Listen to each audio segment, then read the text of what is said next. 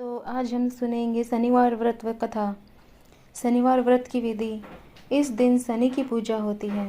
काला तिल, काला वस्त्र, तेल, उड़द शनिदेव को बहुत प्रिय है, इसलिए इनके द्वारा शनिदेव की पूजा होती है। शनि की दशा को दूर करने के लिए यह व्रत किया जाता है। शनि स्रोत का पाठ भी विशेष लाभदायक सिद्ध होता है। शनिवार व्रत कथा। एक समय सूर्य, चंद्रमा, मंगल, बुध, बृहस्पति, शुक्र, शनि, राहु और केतु इन ग्रहों का आपस में झगड़ा हो गया कि हम सब में सबसे बड़ा कौन है। सब अपने आप को बड़ा कहते थे।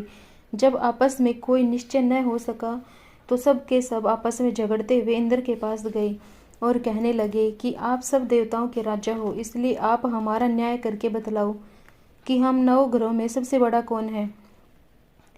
राजा इंद्र इनका प्रश्न सुनकर घबरा गए और कहने लगे कि मुझ में यह सामर्थ्य नहीं है जो किसी को बड़ा या छोटा बतलाऊं।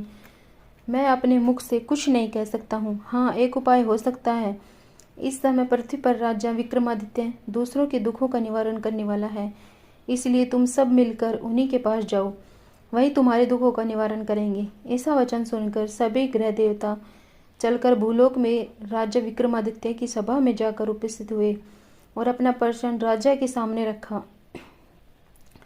राजा उनकी बात सुनकर बड़ी चिंता में पड़ गए कि मैं अपने मुख से किसको बड़ा और किसको छोटा बतलाऊं। जिसको छोटा बतलाऊंगा वही क्रोध करेगा, परंतु उनका झगड़ा निपटाने के लिए एक उपाय सोचा कि सोना, चांदी, कांसा, पित्तल, सीसा, रांगा, जस्ता, अभ्रक और लोहा 9 धातुओं के 9 आसन बनवाए। सब आसनों को क्रम से जैसे सोना सबसे पहले और लोहा सबसे पीछे बिछाए गए। इसके पश्चात राजा ने सब ग्रहों से कहा कि आप सब अपने अपने सिंहासनों पर बैठिए। जिसका आसन सबसे बड़ा आगे वह सबसे बड़े और जिसका आसन सबसे पीछे वह सबसे छोटा जानिए, क्योंकि लोहा सबसे पीछे था और वह शनिदेव का आसन था, इसलिए शनिदेव ने समझ लिया कि राजा ने मुझको सबसे छोटा बना दिया है। इस पर शनि को बड़ा क्रोध आया और कहा कि राजा, तू मेरे पराक्रम को नहीं जानता।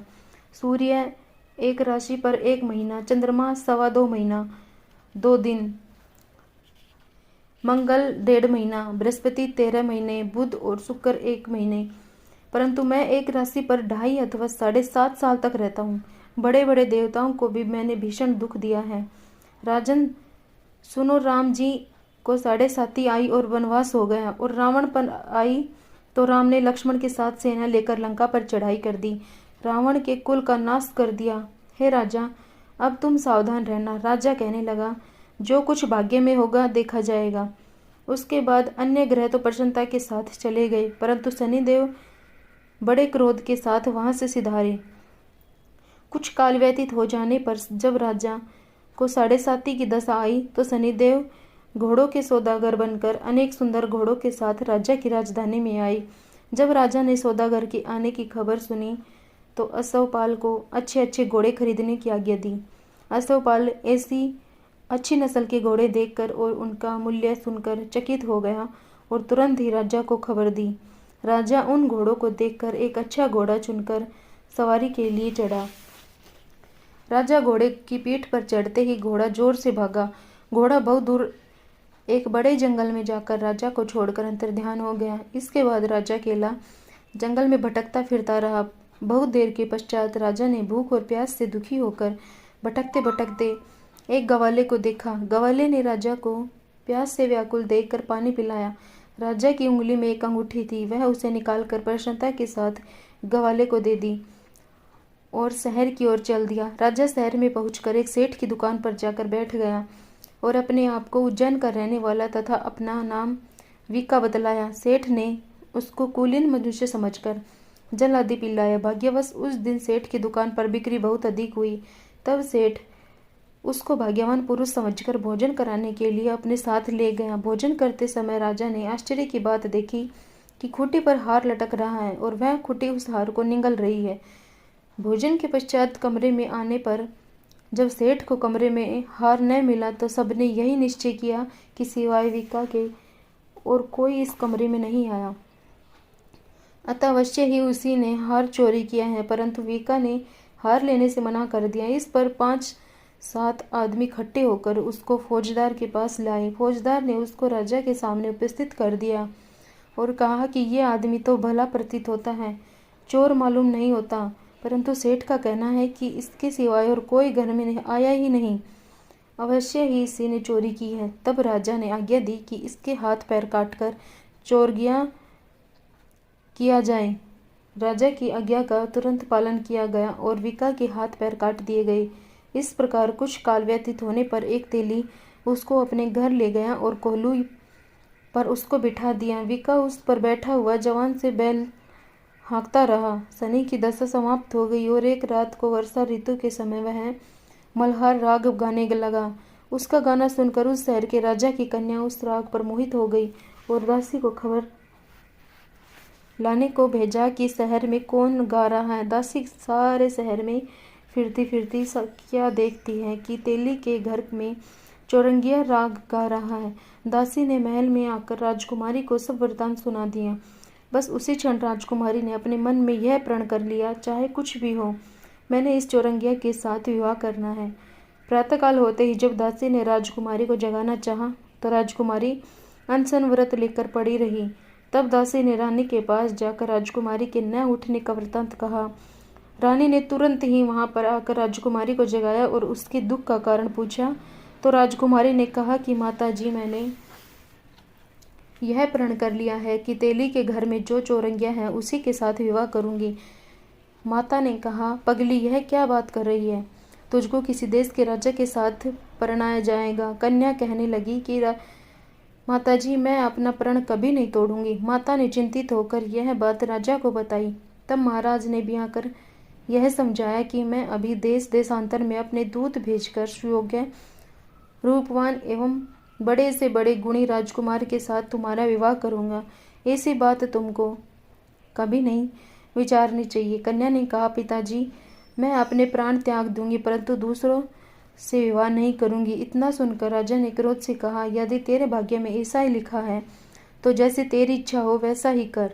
राजा ने तेली को बुलाकर कहा कि तेरे घर में जो चौरंगिया है उसके साथ मैं अपनी कन्या का विवाह करना चाहता हूँ। तेली ने कहा कि यह कैसे हो सकता है? कहा आप हमारे राजा और कहा मैं एक नीच तेली। परंतु राजा ने कहा कि भाग्य के लिखे को कोई नहीं टाल सकता, अपने घर जाकर विवाह की तैयारी करो। राजा ने उसी समय तोरण और बंधनवार लगवाकर अपनी राजकुमारी का विवाह चौरंगिया विक्रमादित्य के साथ कर दिया।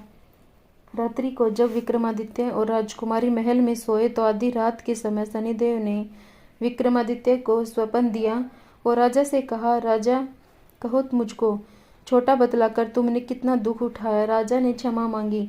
शनिदेव ने प्रसन्न होकर विक्रमादित्य को हाथ पैर दिए। तब राजा ने कहा, महाराज, मेरी प्रार्थना स्वीकार करें कि जैसा दुख आपने मुझे दिया है ऐसा और किसी को न दें। शनिदेव ने कहा कि तुम्हारी यह प्रार्थना स्वीकार है। जो मनुष्य मेरी कथा सुनेगा या कहेगा उसको मेरी दशा में कभी किसी प्रकार का दुख नहीं होगा। जो नित्य ही मेरा ध्यान करेगा या चींटियों को आटा डालेगा उसके सब मनोरथ पूर्ण होंगे। इतना कहकर शनिदेव अपने धाम को चले गए। राजकुमारी की आंख खुली और उसने राजा के हाथ पांव देखे तो आश्चर्य की बात हुई। उसको देखकर राजा ने अपना समस्त हाल कहा कि मैं उज्जैन का राजा विक्रमादित्य हूँ। यह बात सुनकर राजकुमारी अत्यंत प्रसन्न हुई। प्रातःकाल राजकुमारी से उसकी सखियों ने पूछा तो उसने अपने पति का समस्त वृतांत कह सुनाया। तब सबने प्रसन्नता प्रकट की और कहा कि ईश्वर ने आपकी मनोकामना पूर्ण कर दी। जब उस सेठ ने यह बात सुनी तो वह विक्रमादित्य के पास आया और राजा विक्रमादित्य के पैरों पर गिरकर क्षमा मांगने लगा कि आप पर मैंने चोरी का झूठा दोष लगाया, अतः आप मुझको जो चाहे दंड दे। राजा ने कहा, मुझ पर शनिदेव का कोप था, इसी कारण यह सब दुख मुझको प्राप्त हुआ। इसमें तुम्हारा कोई दोष नहीं। तुम अपने घर जाकर अपना कार्य करो। सेठ बोला कि मुझे तभी शांति मिलेगी जब आप मेरे घर चलकर प्रीतिपूर्वक भोजन करोगे। राजा ने कहा कि जैसी आपकी मर्जी हो वैसा ही करें। सेठ ने अपने घर जाकर अनेक प्रकार के सुंदर भोजन बनवाए और राजा विक्रमादित्य को प्रीति भोज दिया। जिस समय राजा भोजन कर रहे थे एक अत्यंत आश्चर्य की बात सबको दिखाई दी। जो खूंटी पहले हार निगल गई थी वह अब हार उगल रही है। अब भोजन समाप्त हो गए तो सेठ ने हाथ जोड़कर बहुत सी मोहरे राजा को भेंट की और कहा कि मेरी श्री कंवरी नामक एक कन्या है, उसका पाणी ग्रहण आप ही करें। इसके बाद सेठ ने अपनी कन्या का विवाह राजा के साथ कर दिया और बहुत सा दान दहेज आदि दिया। इस प्रकार कुछ दिनों तक वहां निवास करने के पश्चात विक्रमादित्य ने शहर के राजा से कहा कि अब मेरी उज्जैन जाने की इच्छा है। फिर कुछ दिन के बाद विदा लेकर राजकुमारी मन भावनी सेठ की कन्या श्री कंवरी तथा दोनों जगहों से दहेज में प्राप्त अनेक दास दासी, रथ और पालकियों सहित विक्रमादित्य उज्जैन की तरफ चले। जब शहर के निकट पहुंचे और पूर्ववासियों ने राजा के आने का संवाद सुना तो समस्त उज्जैन की प्रजा अगवानी के लिए आई। तब बड़ी प्रसन्नता से राजा अपने महल में पधारे। सारे शहर में बड़ा भारी महोत्सव बनाया गया और रात्रि को दीपमाला की गई। दूसरे दिन राजा ने शहर में यह सूचना कराई कि शनिश्चर देवता सब ग्रहों में सर्वोपरि है। मैंने इनको छोटा बतलाया, इसी से मुझको यह दुख प्राप्त हुआ। इस कारण सारे शहर में सदा शनिश्चर की पूजा और कथा होने लगी। राजा और प्रजा अनेक प्रकार के सुख भोगते रहे। जो कोई शनिश्चर की इस कथा को पढ़ता है सुनता है, शनिदेव की कृपा से उसके सब दुख दूर हो जाते हैं। शनिवार की कथा को व्रत के दिन अवश्य पढ़ना चाहिए। ओम शांति, ओम शांति, ओम शांति। Thank you.